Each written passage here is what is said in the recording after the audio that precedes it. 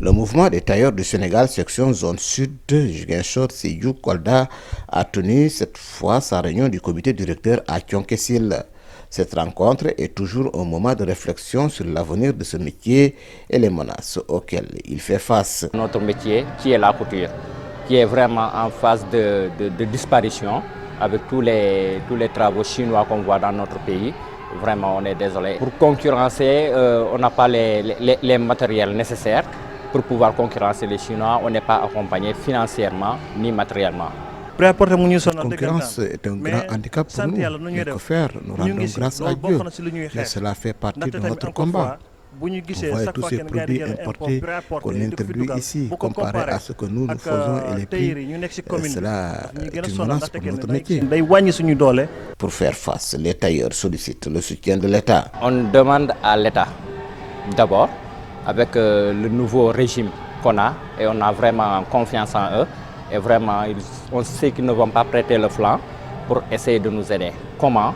En nous dotant de matériel sophistiqué, vraiment de dernière génération, pour pouvoir faire la concurrence avec tous les travaux chinois qu'on voit dans notre pays. Vraiment, je sollicite qu'on nous aide avec les financements. Mais avant le financement, moi je pense qu'il faut aussi nous aider dans le renforcement de capacités. Parce que le métier de tailleur, c'est un métier dynamique. Les choses changent de jour en jour. Mieux, maintenant qu'ils n'ont pas un ministère plein qui ne s'occupe que de l'artisanat, les tailleurs attirent l'attention du nouveau ministère de tutelle. L'année dernière, on avait pu bénéficier d'un ministère plein. C'était seulement le ministère de l'artisanat que Macky Sall nous avait donné.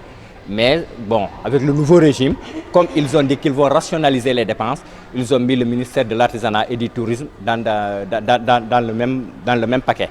Donc on ne dit pas non. On ne dit pas non. Mais on aimerait qu'ils sachent que c'est l'artisanat qui est la maman du tourisme. Parce que sans artisan, il n'y aura pas de tourisme. On ne peut pas être au second plan. Le ministre du Tourisme doit s'occuper d'abord des artisans, après le tourisme. Le tourisme, ce qu'il vient faire, c'est visiter. Qu'est-ce qu'il doit visiter? Ce sont ce que les artisans vont faire. Cependant, il a été demandé aux tailleurs de se formaliser afin de bénéficier davantage de l'accompagnement des autorités et de s'unir pour mieux défendre leur corporation.